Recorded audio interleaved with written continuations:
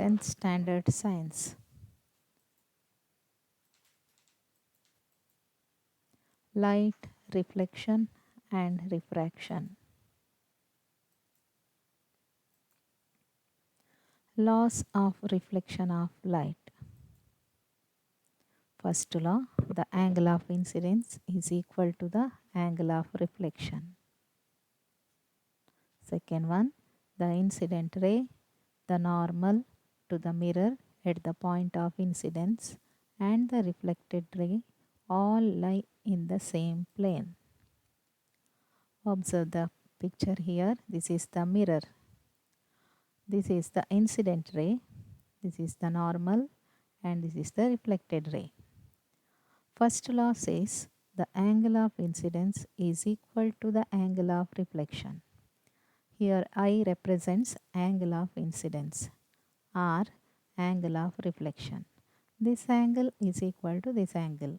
Angle of incidence is equal to angle of reflection. This is the first law. Second law, the incident ray, the normal to the mirror at the point of incidence.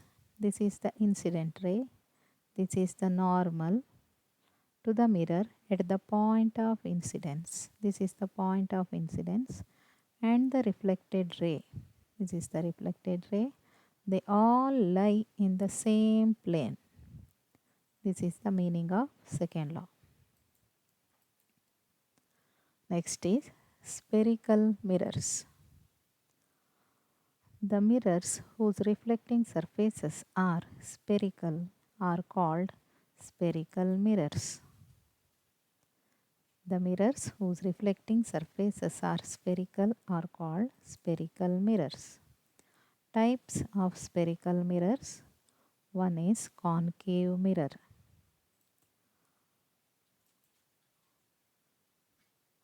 This is the image of concave mirrors, and this also the picture of concave mirror. Concave mirror, a spherical mirror whose reflecting surface is curved inwards, is called concave mirror. This is the reflecting surface here. This is curved inwards. Such mirrors are called concave mirrors. It is a spherical mirror whose reflecting surface is curved inwards, is called concave mirror. Next is convex mirror. A spherical mirror whose reflecting surface is curved outwards is called convex mirror. You can see this in the vehicles. Convex mirrors we can see as a rear view mirror.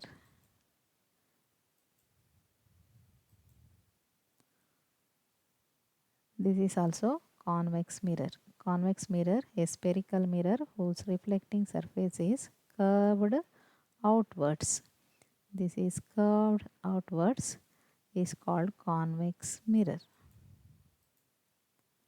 Reflections in concave and convex mirror. This picture shows the reflection in concave mirror and this is the reflection in a convex mirror. Here these are the incident rays falling on the reflecting surface in concave mirror, and after reflection it passes through a point. That point is called principal focus. This point of intersection of these reflected rays, that is called principal focus. If you observe in convex mirror, these are the incident rays. After reflection, they appear to come from a fixed point. That point is called principal focus in convex mirror. Here P represents pole of the mirror, C is center of curvature and F is principal focus. P pole of the mirror, C is center of curvature, F is principal focus. Pole of the mirror. The center of the reflecting surface of the spherical mirror is called pole. It is represented by the symbol P. center of the sphere. Here C represents center of the sphere. The center of the sphere of which the reflecting surface of a spherical mirror is a part. The center of the sphere. If you imagine a sphere here, it is the center of that sphere of which the reflecting surface of a spherical mirror is a part is known as center of curvature. It is represented by the letter C.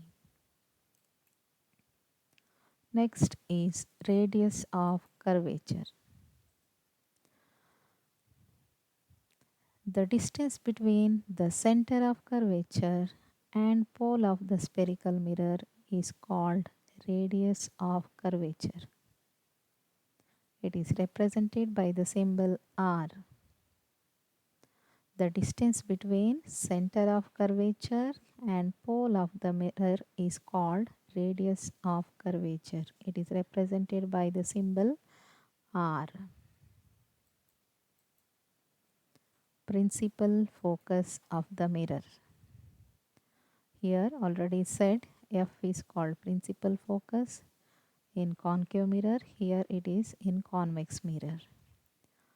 When the incident rays to the spherical mirror are parallel to the principal axis, the reflected rays either actually intersect or appear to intersect at a point on the principal axis.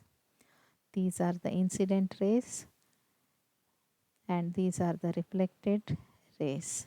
They intersect at a point. Here they are appear to intersect at a point.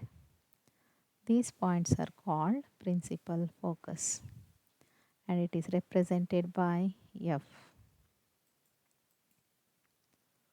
Focal length. The distance between the pole and the principal focus of spherical mirror is called focal length and is denoted by the letter F. The distance between pole and the principal focus of the spherical mirror is called focal length. This is focal length. Next, the relationship between radius of curvature and focal length of spherical mirror. That is, the radius of curvature is equal to twice the focal length. That is, R is equal to 2F. The radius of curvature is equal to twice the focal length. R is equal to 2F. Next, important questions. Answer the following. First one, what are spherical mirrors? Write their types. Second one, define the following related to spherical mirrors. First is pole of the mirror. Second, center of curvature. Third, radius of curvature. Fourth one, focal length. Fifth one, principal focus. Third question, what is the relationship between radius of curvature and focal length of the spherical mirror? Fourth one, state the laws of reflection of light.